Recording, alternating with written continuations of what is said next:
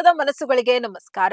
Silicon city ಬೆಂಗಳೂರಿನಲ್ಲಿ ಈ ವರ್ಷ ಚಳಿಗಾಲದ ಜೊತೆಗೆ ಕೆಲ ದಿನಗಳಿಂದ ಶೀತಗಾಳಿ ಹೆಚ್ಚಳವಾಗಿದ್ದು, ತೇವಾಂಶದ ವಾತಾವರಣದಿಂದಾಗಿ ಚಿಕ್ಕ ಮಕ್ಕಳಿಂದ ಹಿಡಿದು ಅನೇಕರಿಗೆ ಮದ್ರಾಸ್ ಐ ಕಣ್ಣಿನ ಸೋಂಕು ಹೆಚ್ಚಳವಾಗಿದೆ.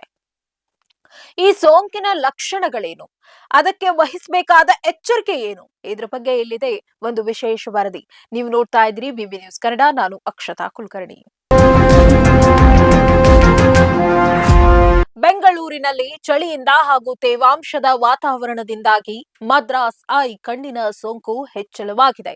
ಶಾಲಾ ಮಕ್ಕಳಲ್ಲಿಯೇ ಇದು ಹೆಚ್ಚಾಗಿ ಕಾಣಿಸಿಕೊಳ್ಳುತ್ತಿದೆ. ಬದಲಾದ ಹವಾಮಾನ, ಚಳಿ ಹೆಚ್ಚಾಗಿರುವ ಕಾರಣ ಮಕ್ಕಳಿಗೆ ಮದ್ರಾಸ್ ಐ ಶುರುವಾಗಿದೆ. ಹೆಚ್ಚಾಗಿ ಮಕ್ಕಳಲ್ಲಿ ಕಾಣಿಸಿಕೊಳ್ತಾ ಇದ್ದು, ಒಬ್ಬರಿಂದ ಒಬ್ಬರಿಗೆ ವೇಗವಾಗಿ ಹರಡ್ತಾ ಇದೆ. ಹೀಗಾಗಿ ವೈದ್ಯರು ಪೋಷಕರಿಗೆ ಎಚ್ಚರಿಕೆ ನೀಡಿದ್ದಾರೆ.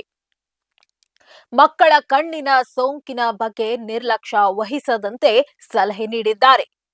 ಆರೋಗ್ಯ ಇಲಾಖೆ ಕೂಡ ಮದ್ರಾಸ್ ಐ ಬಗ್ಗೆ ಕೆಲವು ಸಲಹೆಗಳನ್ನ ನೀಡಿದೆ. ಅಂದಹಾಗೆ ಮದ್ರಾಸ್ ಐ ಲಕ್ಷಣಗಳು ಏನು ಅಂತ ನೋಡೋಣ. ಬ್ಯಾಕ್ಟೀರಿಯಾ ಅಥವಾ ವೈರಸ್ಗಳಿಂದ ಕಣ್ಣಿನಲ್ಲಿ ಉರಿ, ಸೋಂಕು ಉಂಟಾಗುತ್ತದೆ.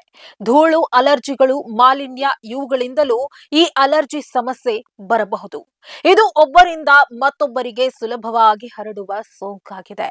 ಕಣ್ಣುಗಳು ಕೆಂಪಾಗುವುದು, ಸುಡುವಂತಾಗುವುದು, ಕಣ್ಣಿನಲ್ಲಿ ಮುರಳು, ಕಿಚ್ಚು ಹಾಗೂ ಜಲಸ್ರಾವವಾಗುವುದು, ರೆಪ್ಪೆಗಳು ಅಂಟಿಕೊಳ್ಳುವುದು, ಬೆಳಕಿಗೆ ನೋವು, ಕಣ್ಣು ಮಿಡಿಯುವುದು. ಹಾಗಾದ್ರೆ ಇದಕ್ಕೆ ಪರಿಹಾರ ಏನು? ಗುಣಮುಖವಾಗುವವರೆಗೂ ಸಾಬೂನು ಬಳಸಿ ಕೈಗಳನ್ನ ಪದೇ ಪದೇ ತೊಳೆಯಿರಿ. ಕಣ್ಣಿನ ವೈದ್ಯರು ಸೂಚಿಸಿದ ಔಷಧಿ, ಐ ಡ್ರಾಪ್ಸ್ ನಿಯಮಿತವಾಗಿ ಬಳಸೋದು, ಕಣ್ಣುಗಳನ್ನ ಸ್ವಚ್ಛವಾಗಿಡುವುದು, ಬಳಸಿದ ಟಿಶ್ಯೂ, ಕಾಟನ್ ಅನ್ನ ತಕ್ಷಣ ತ್ಯಜಿಸೋದು, ಸೋಂಕಿತ ವ್ಯಕ್ತಿಯಿಂದ ಸ್ವಲ್ಪ ದೂರವಿರೋದು. ಏನ್ ಮಾಡಬಾರದು? ಗುಣಮುಖರಾಗುವವರೆಗೂ ಸಾರ್ವಜನಿಕ ಸ್ಥಳಗಳಿಗೆ ಹೋಗದಿರಿ. ಕಣ್ಣಿಗೆ ವಿಶ್ರಾಂತಿ ಇಲ್ಲದೆ ಮೊಬೈಲ್ ಅಥವಾ ಟಿವಿ ವೀಕ್ಷಣೆ ಬೇಡವೇ ಬೇಡ. ಅನಗತ್ಯ ಕಣ್ಣುಗಳು ಉಜ್ಜುವುದು, ಮುಟ್ಟುವುದು ಬೇಡ. ಸೋಂಕಿತರು ಬಳಸಿದ ಮೇಕಪ್, ಕಾಜಲ್, ಲೆನ್ಸ್, ಟವಲ್ ಬಳಕೆ ತಪ್ಪಿಸಿ. ಮನೆಮದ್ದು ಬೇಡವೇ ಬೇಡ. ಶೀತ ಗಾಳಿಯಿಂದ ವಾತಾವರಣದಲ್ಲಿ ತೇವಾಂಶ ಹೆಚ್ಚಾಗಿದ್ದು, ಚಳಿ ವಾತಾವರಣದಿಂದ ಈ ವೈರಾಣು ನೇರವಾಗಿ ಕಣ್ಣಿನ ಮೇಲೆ ಪರಿಣಾಮ ಉಂಟು ಮಾಡುತ್ತಿದೆ. ಹೀಗಾಗಿ ಮದ್ರಾಸ್ ಐ ಏರಿಕೆಯಾಗಿದೆ. ನಿರ್ಲಕ್ಷ್ಯ ವಹಿಸದಂತೆ ಪೋಷಕರು ಎಚ್ಚರ ವಹಿಸುವಂತೆ ವೈದ್ಯರು ಸಲಹೆ ನೀಡಿದ್ದಾರೆ. ಮಕ್ಕಳಲ್ಲಿ ಸೋಂಕು ಕಾಣಿಸಿಕೊಂಡ್ರೆ ಶಾಲೆಗೆ ಕಳಿಸದಂತೆ ಸೂಚನೆ ನೀಡಿದ್ದಾರೆ.